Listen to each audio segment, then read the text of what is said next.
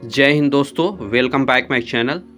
दोस्तों 2024 चुनाव का बिगुल बज चुका है और चुनाव ही एक ऐसा समय है जब पक्ष और विपक्ष दोनों जनता के बारे में कुछ सोचती है। इससे पहले तो जो सत्ताधारी हैं यह सोते रहते हैं, इनको आम जनता समझ में ही नहीं आती है और यह आम जनता को भूल जाते हैं। खैर छोड़िए इन बातों को, हम अपने असल मुद्दे पे आते हैं।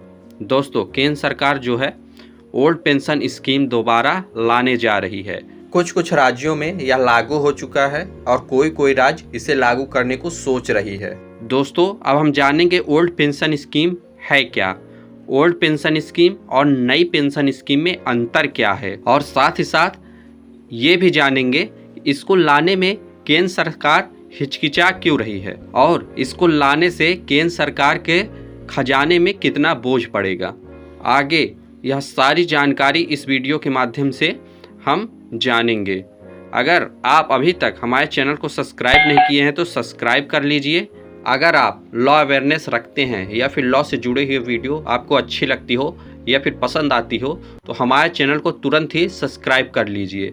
चलिए हम अपने टॉपिक पे आते हैं जिनकी चर्चा हम कर रहे थे। दोस्तों ओल्ड पेंशन स्कीम मतलब पुरानी पेंशन योजना। इसके तहत जो सरकारी कर्मचारी हैं, जो सरकारी नौकरी कर रहे हैं, उन लोगों को सरकार पूरी ज़िंदगी एक आय देने का आश्वासन देती है।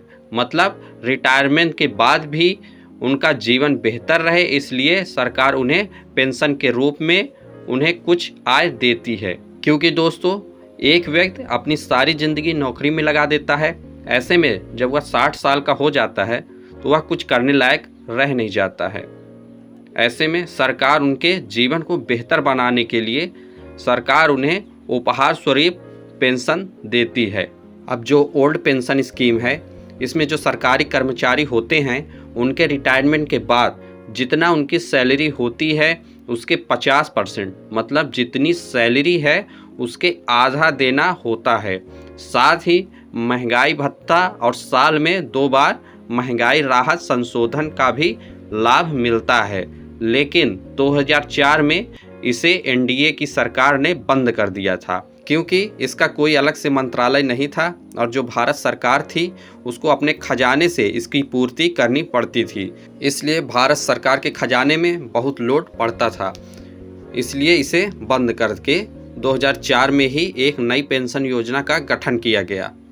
इसके तहत जो पेंशनधारी थे उनको उनके सैलरी का 10% काट लिया जाता है।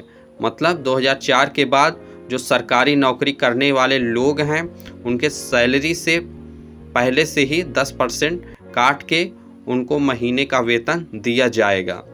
बाद में जब आप रिटायर हो जाएंगे तो वही 10% और सरकार अपने तरफ से अपने खजाने से 14% जोड़कर जब आप रिटायर हो जाते हैं तो आपको पेंशन के रूप में दिया जाता है। नई पेंशन योजना में कोई क्लियरिटी नहीं होती है कि आपको पेंशन के रूप में कितना पैसा मिलेगा। मतलब अगर आप जब रिटायर हो जाएंगे तो आपको कितना पैसा मिलेगा, इस पर जो नई पेंशन योजना है इसमें कोई क्लियरिटी नहीं होती है। यह लगभग समथिंग 25% से लेके 40% तक आपको रिटायरमेंट के बाद पेंशन के रूप में दिया जा सकता है।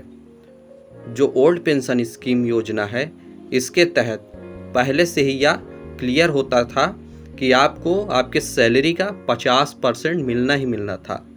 दोस्तों आपको थोड़ा क्लियर कर दूं कि जो 2004 से पहले जो सरकारी नौकरी करने वाले कर्मचारी थे उनको ओल्ड पेंशन स्कीम द्वारा ही उनको पेंशन दिया जाएगा। मतलब जो 2004 से पहले नौकरी कर रहे थे उन लोगों को उनकी सैलरी का 50% रिटायरमेंट के बाद पेंशन के रूप में दिया जाएगा। क्योंकि नई पेंशन स्कीम का जोरों शोरों से जनता द्वारा विरोध किया जा रहा है और जो विपक्ष भी है इन्हीं के साथ है और कुछ प्रदेश में इसे लागू भी कर दिया गया है और कुछ प्रदेश जो है इसे लागू करने को सोच रही है। ऐसे में चुनावी माहौल है, 2024 में चुनाव होने वाला है। ऐसे में केंद्र सरकार भी कहाँ पीछे हटने वाली है और इसे लागू करने को सोच रही है। और जहाँ तक उम्मीद भी है कि यह लागू भी हो जाएगा। ऐसे में एक व्यक्ति को तो इससे फ़ायदा हो सकता है, लेकिन अगर जहां पूरी देश की बात होती है तो देश को इससे नुकसान ही है। ऐसे में आप क्या सोचते हैं ओल्ड पेंशन स्कीम के बारे में? इससे हमारे देश को फ़ायदा ही कि नहीं, कमेंट करके ज़रूर बताएं। उम्मीद करता हूं आपको ओल्ड पेंशन स्कीम और नई पेंशन स्कीम के बारे में अच्छी जानकारी मिली होगी। धन्यवाद।